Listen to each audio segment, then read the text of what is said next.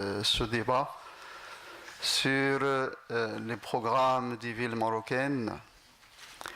Et je dois me féliciter en tant que représentant de la ville de Tétouan de cette organisation du sommet mondial de Sigilus ici à Rabat et au Maroc.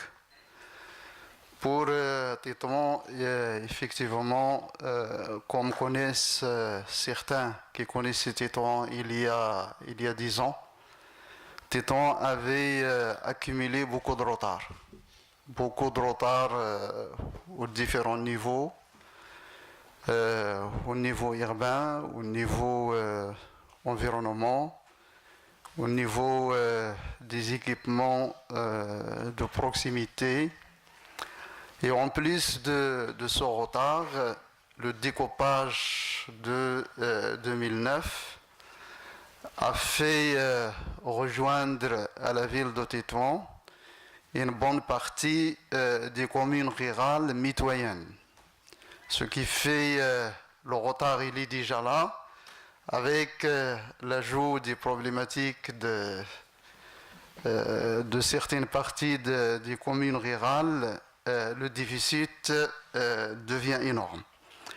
Mais ces 4 dernières années, la ville de Tétouan, comme je pense le cas pour une bonne partie des villes marocaines, a bénéficié des programmes sectoriels de mise à niveau au nombre de 4 types de programmes.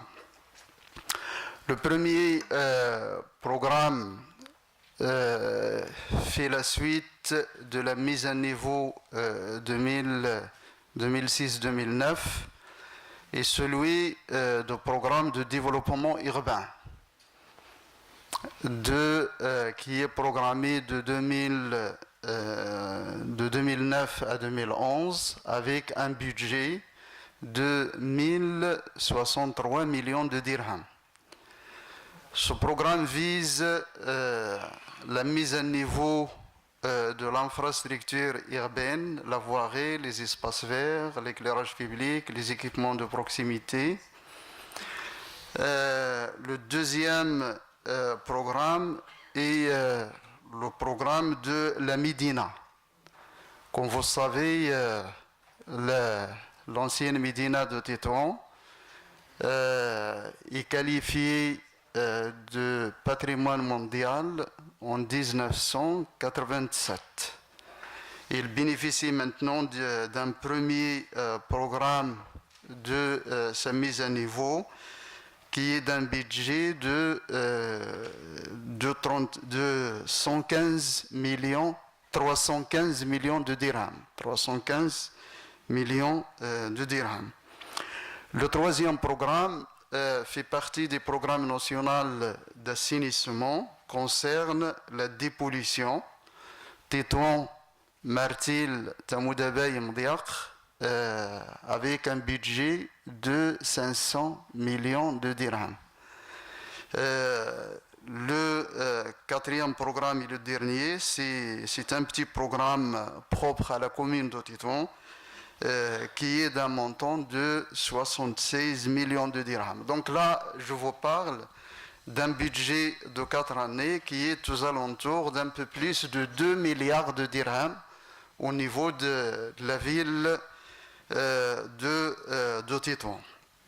En ce qui concerne le premier programme de mise à niveau, jusqu'à ce mois de septembre 2013, ont été réalisés 140 km de voirie et de 186 000 m² de trottoirs, 3 hectares d'espace vert, 3000 points lumineux.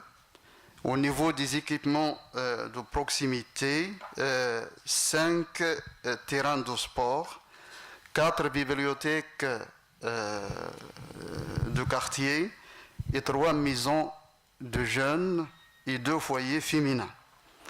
En termes d'assainissement, sont réalisés 3500 branchements. C'est l'équivalent de 55,2 km de réseau d'assainissement. Et quand je dis 3500 branchements en assainissement, c'est l'équivalent de 3500 ménages qui bénéficient de l'eau potable durant ces 4 dernières années. Au niveau du deuxième programme de la Médina, de budget 315 millions de dirhams, il s'étale de 2011 à 2013. Il vise le sauvegarde des bâtiments de valeur patrimoniale au niveau de l'ancienne Médina.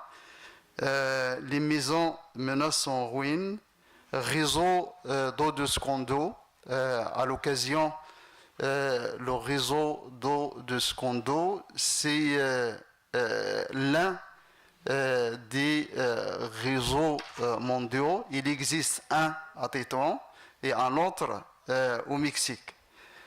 C'est un réseau naturel qui distribue l'eau aux maisons de l'ancienne Médina, et effectivement avec un système artisanal qui fait que chaque ménage bénéficie d'une pression d'eau naturelle, effectivement, et on l'appelle à Tétouan Secondo, ça veut dire deuxième réseau, en parallèle au réseau de l'eau potable. Ce programme concerne aussi l'aménagement des placettes publiques et les fontaines publiques qui sont reliées à l'eau de Secondo. Pour le troisième programme de dépollution de Oued Martil, il vise effectivement l'aménagement du Grand Oued qui traverse la ville de Tétouan. Et la première tranche a été réalisée jusqu'à présent. Et la fin du programme sera en 2015. Ça veut dire en 2015, il n'y aurait plus d'assainissement qui se déverse dans ce oued. Dernier programme, au quatrième programme de la ville, il est consacré autour de 3 petits projets. Un projet d'un pont de 4 pistes qui relie l'ouest de la ville à l'est. Ceux qui connaissent la ville de Tétouan, tout ce qui est l'est, ça vient des communes rurales, et les habitants de cette partie de la ville se considèrent toujours isolés de la ville. Ils se considèrent toujours des gens des rurales. Avec ce pont, plus l'installation de transport urbain par autobus qui est démarré au début juillet, nous supposons que nous allons destituer ce blocage psychique entre l'est de la ville de Tétouan et l'ouest qui est la vraie ville moderne de Tétouan. Deuxième projet concerne une convention, je pense, qui est particulière au niveau national. C'est une convention entre la ville et la délégation de l'éducation nationale pour la mise à niveau des écoles situées dans ces quartiers populaires.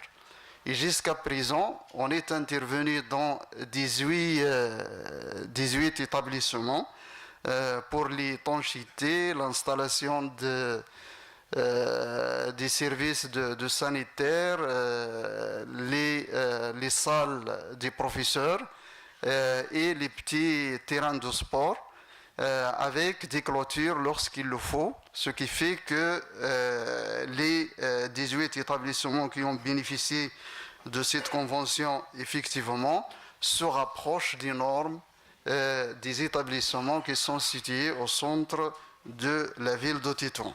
Troisième projet concerne deux marchés communaux et deux marchés de quartier pour le recasement des marchands ambulants.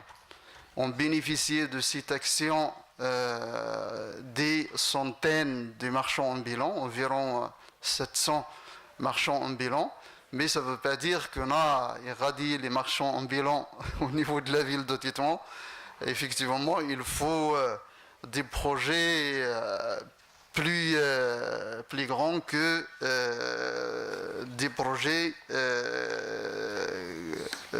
menés par la ville. Juste, s'il vous plaît, je veux quand même, chacun va se demander quel est le fil conducteur. Résumé. Le fil conducteur entre ces quatre projets, c'est d'abord l'amélioration des cadres de vie des citoyens, le repositionnement de la ville de Tétouan autour de la dynamique du port de Tangimed et effectivement